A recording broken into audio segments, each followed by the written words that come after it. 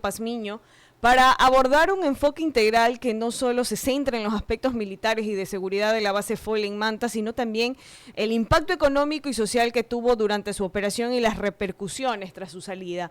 Muy buenos días, gracias por estar con nosotros aquí en Radio Visión Manaví 650M. Quien le habla, Tanya Zambrano, y me acompaña mi colega periodista, el licenciado Roberto Reyes. Muy buenos días, un cordial saludo para los televidentes y radioescuchas de este prestigioso medio de comunicación. Muchas gracias por la gentil invitación. Le agradecemos enormemente por aceptar este espacio. Vamos a iniciar entendiendo de que la base FOIL en Manta operó en 1999 y 2009 bajo un acuerdo entre Ecuador y Estados Unidos para realizar operaciones antinarcóticos en el Pacífico. Además de su función estratégica para combatir el tráfico de drogas, la presencia estadounidense tuvo un efecto positivo en la economía local, generando empleos y fomentando la inversión en sectores como el inmobiliario, la restauración, los servicios, el comercio en Manta. Por ejemplo, los ingresos derivados en la estancia de los militares eran estimados de 6 a 8 millones de dólares mensuales, transformando no solamente la seguridad, sino la economía de la ciudad, fortaleciendo sectores como la hotelería y los servicios. Sin embargo, tras la salida de la FOIL, algunos sectores aseguran que en Manta, por ejemplo, han experimentado un retroceso en seguridad, en desarrollo, pero sobre todo que el narcotráfico se ha intensificado en Ecuador, lo que ha abierto ya el debate sobre la necesidad de cooperación internacional para frenar este flagelo. Desde su experiencia como experto en temas de seguridad, ¿cómo contribuyó la base de la FOIL a la persecución de la seguridad, también al boom inmobiliario y a la creación de múltiples empleos durante su operación aquí en la ciudad de Manta? Gracias por la pregunta. Primero hay que eh, hacer una aclaración puntual. Se habla de una base militar norteamericana en suelo ecuatoriano eh, que atentaba o que violentaba la soberanía nacional. Eso es lo que nos dijo el señor presidente de ese entonces.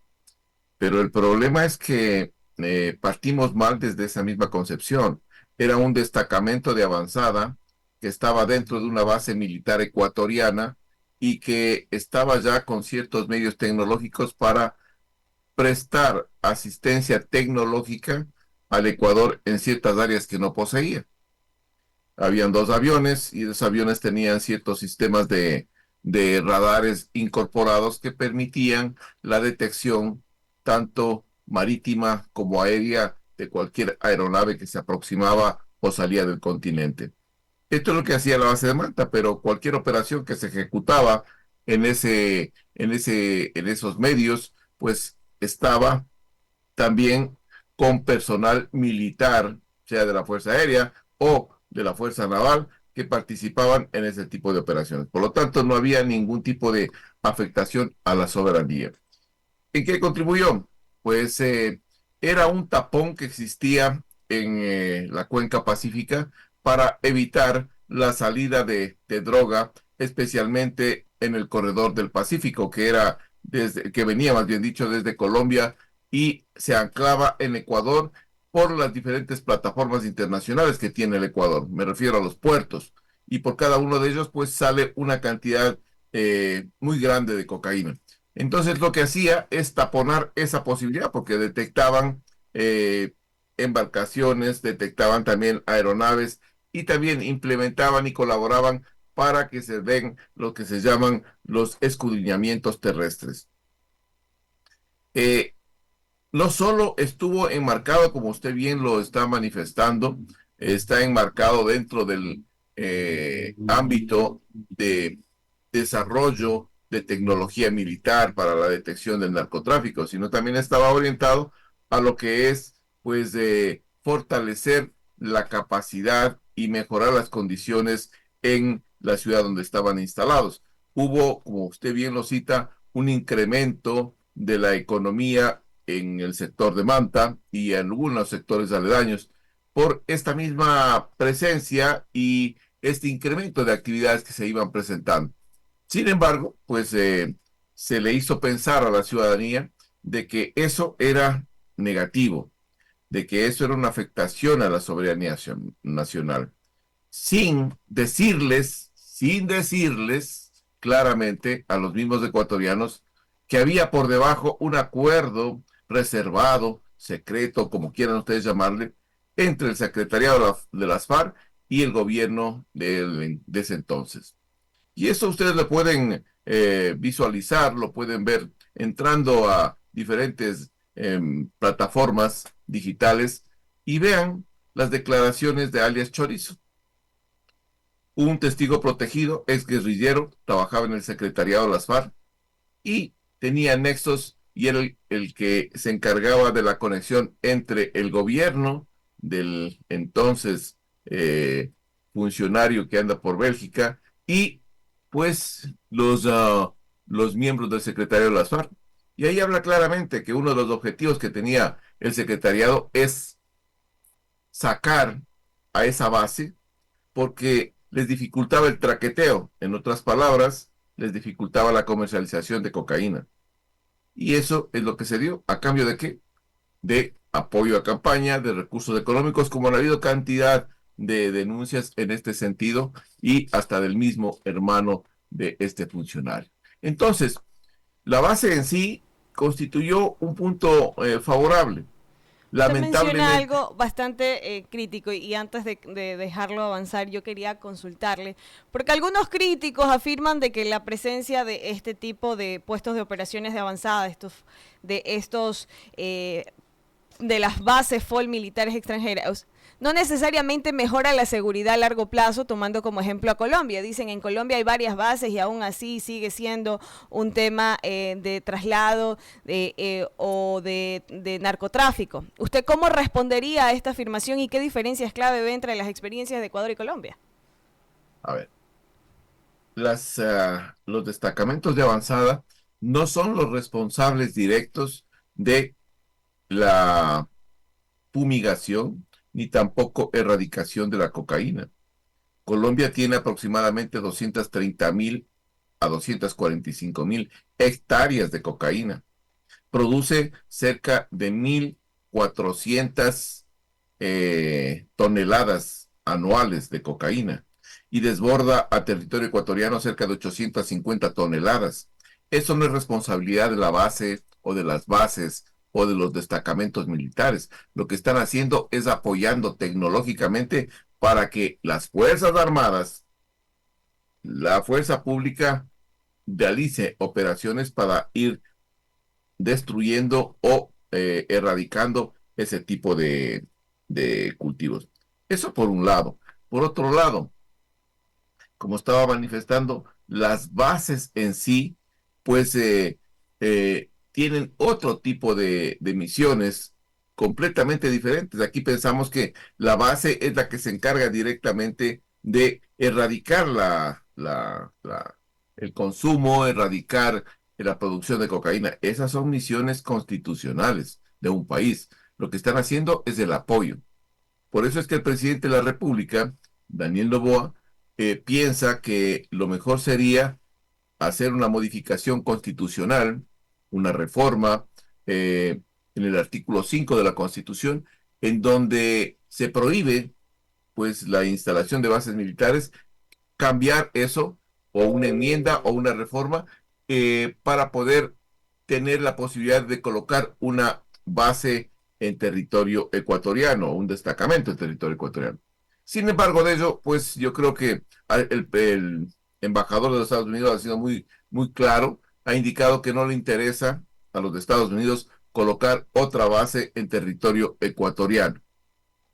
Y además de eso, pues no tiene ni el tiempo ni el espacio para poder ejecutarlo y realizarlo, porque hay una oposición tenaz en la Asamblea Nacional. Entonces yo creo que el camino por ese lado no va. Lo que sí debe el presidente de la República es ampliar los niveles de cooperación. No hay cómo instalar una base militar, ok, perfecto, no hay problema, pero los niveles de cooperación no se han eliminado. ¿Qué quiero decir con esto?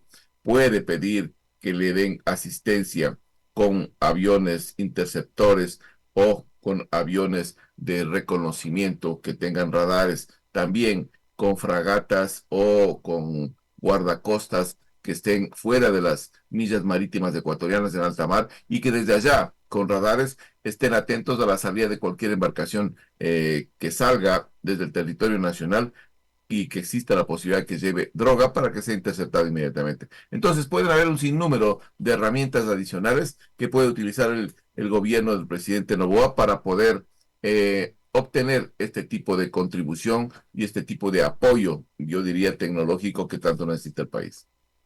Que es el diálogo, coronel. Gracias por estar con nosotros aquí en Radiovisión, el coronel Órdenes. Mario Pazmiño.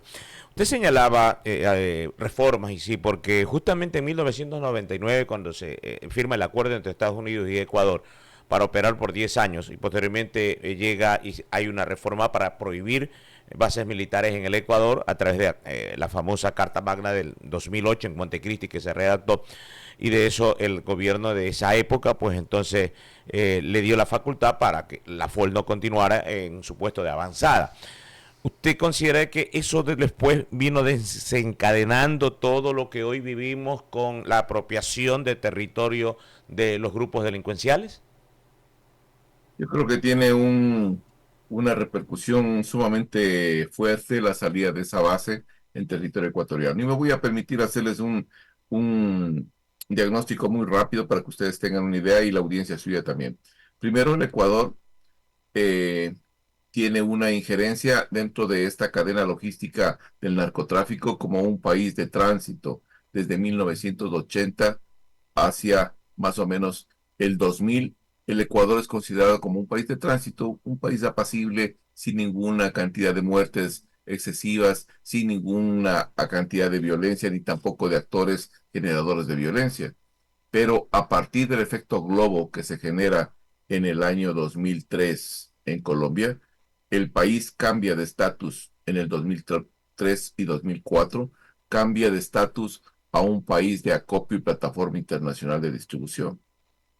Para el 2010 a 12, el país deja de ser, no es que deja a un lado, sino que continúa siendo y al momento muta a lo que es un país un país que es considerado como un centro de procesamiento, sin ser un país productor, aunque el presidente de la República el día de ayer acaba de manifestar que en Ecuador existen 2.000 hectáreas de cocaína en producción, pues es una cifra pequeña con relación a la producción que tienen los países vecinos. Sin embargo, es preocupante porque de haber este tipo de cultivos implica que hay cerca también laboratorios para el procesamiento del mismo. Y el Ecuador, durante ese periodo de la salida a base de Manta, ya estaba considerado como un país de procesamiento. Y posteriormente, a la fecha 2017, al 2024, somos catalogados en la actualidad como la principal plataforma de exportación de cocaína de la cuenca pacífica. Entonces, fíjese cómo hemos mutado, cómo hemos ido ampliando el espectro de este cáncer llamado narcotráfico. Y ahí es donde estamos. Eso incrementa los niveles de violencia, inseguridad y atrae también gran cantidad de diferentes estructuras delictivas, mafias como la Ndrangheta, que ustedes bien lo mencionaron, como la mafia albanesa, como la Hermandad Rusa, la Yakuza japonesa y un sinnúmero de mafias más que tienen intereses en la región y especialmente en este foco de producción de cocaína. Pero están protomafias como el Comando Bermelo que ya está incursionando en el departamento de Putumayo y ya incursiona también en territorio ecuatoriano a través de un grupo que se llama los Comandos de la Frontera. Y tenemos bandas, perdón, microcarteles o carteles, perdón, carteles como el cartel de Sinaloa, cartel Jalisco Nueva Generación, el Clan del Golfo, microcarteles ecuatorianos como Choneros, Lobos, Tiguerones. Y tenemos bandas, cerca de 22 o 23, que el presidente de la República las ha mencionado como bandas terroristas, que no son terroristas, pero bueno, están mencionadas como bandas. Entonces, todas estas estructuras están conectadas directamente con una zona en donde la producción de cocaína es sumamente elevada y donde hay el momento en la actualidad una superproducción de cocaína. En Ecuador, como dije anteriormente, desbordan de 800 a 850 toneladas por la frontera norte y salen, y perdón, y por la frontera sur cerca de 90 a 100 toneladas. ¿Cuánto sale por los puertos? Pues por el puerto de Esmeralda salen aproximadamente de 20 a 30 toneladas por el puerto de Manta salen 245 toneladas. Por Guayaquil salen 375 toneladas. Y por el puerto de la provincia del Oro salen 70 toneladas por Puerto Bolívar. Calculen ustedes el interés que tienen estas organizaciones delictivas extranjeras y nacionales por el control de esa salida de droga. Ustedes dirán, ¿pero por qué salen por territorio ecuatoriano, pudiendo salir por territorio colombiano? Porque en territorio colombiano lo que existe es un mayor control en los puertos, lo que no tenemos en territorio nacional. Acá no tenemos escáneres, solo hay 2 puertos que tienen escáneres. El puerto de Manta, que tiene 2 escáneres fijos que trabajan a media carrera, y Pozorja, que tiene 4, 2 fijos y 2 móviles. El resto de puertos no tiene. El principal puerto de salida, Guayaquil, no Coronel, tiene ese tipo de controles. Coronel, usted señalaba, y buenas las puntualizaciones, y a pesar de tener escáner, Manta, Pozorja, es donde justamente, de acuerdo a sus datos que tiene, que son muy bien traídos, donde mayor droga está exportando, o se está saliendo, pues, ¿no? Es correcto, porque la provincia de Manabí tiene otra condición adicional. Una cosa es el puerto, por donde se realizan 2 tipos de contaminación de carga.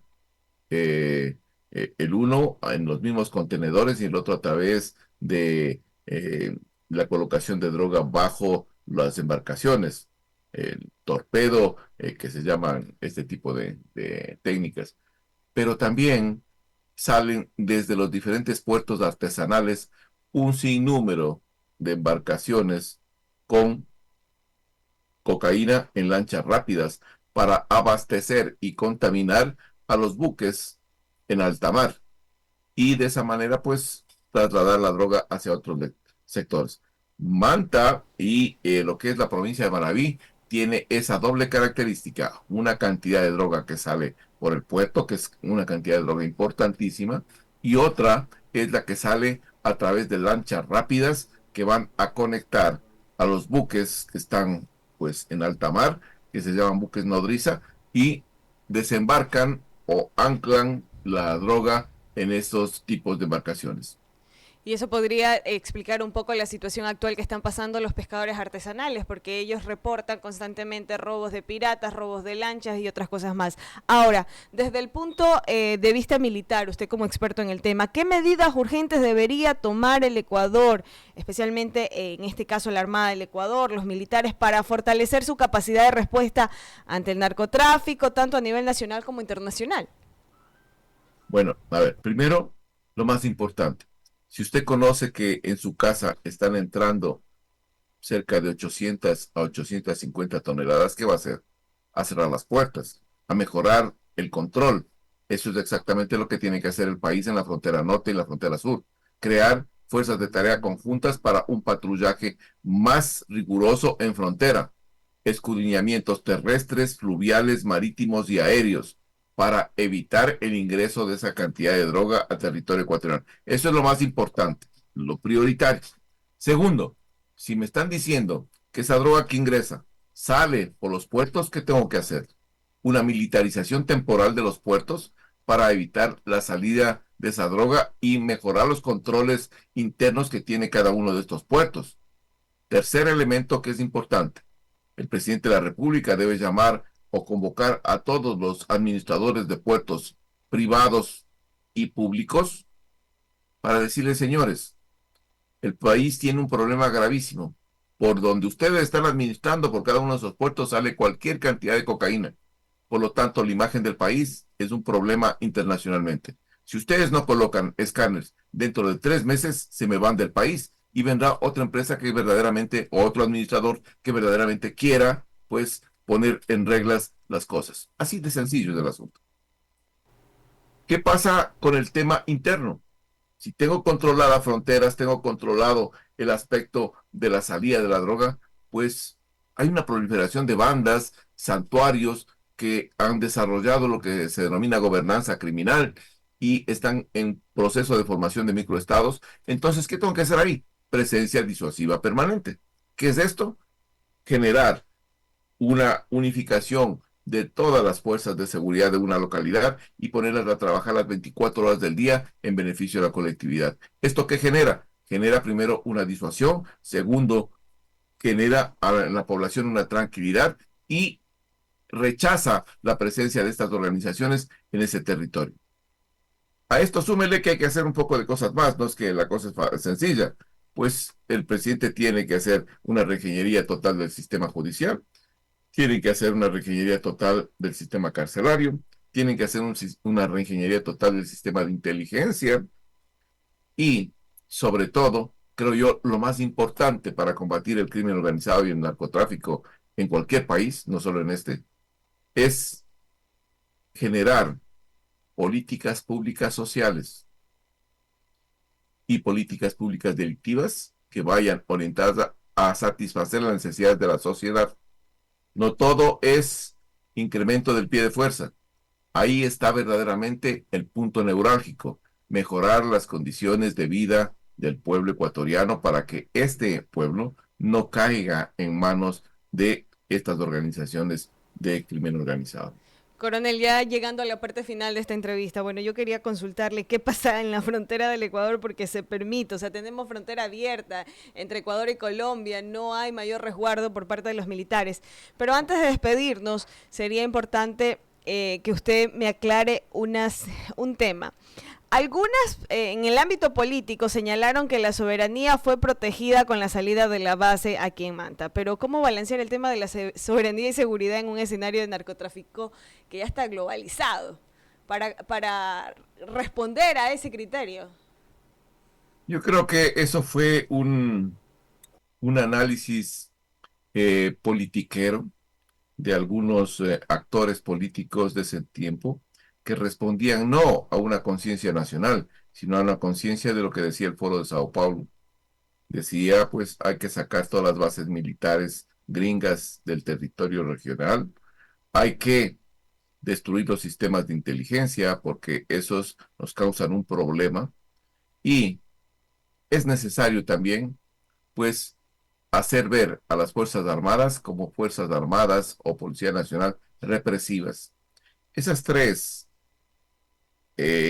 puntos que planteaba el Foro de Sao Paulo en la conferencia que se dio en La Habana, pues marcan claramente las acciones que fueron tomando estos diferentes gobiernos, Venezuela, Argentina, Ecuador, con relación a estas bases militares, por un lado, y al debilitamiento de los sistemas de inteligencia y también el fraccionamiento de las instituciones militares en esos países. Muchísimas gracias, coronel. Muchísimas gracias por este espacio. Esperamos contar con usted en una próxima oportunidad para seguir ampliando este tema que es sumamente interesante y también para entender cómo se desarrollan ya el tema de los grupos de delincuencia organizadas, como los choneros, como los lobos, como usted mencionaba anteriormente. Muchísimas gracias. Gracias por estar con nosotros aquí en Radio Gracias a Visión Venezuela. ustedes. Un buen día. 7 de la mañana.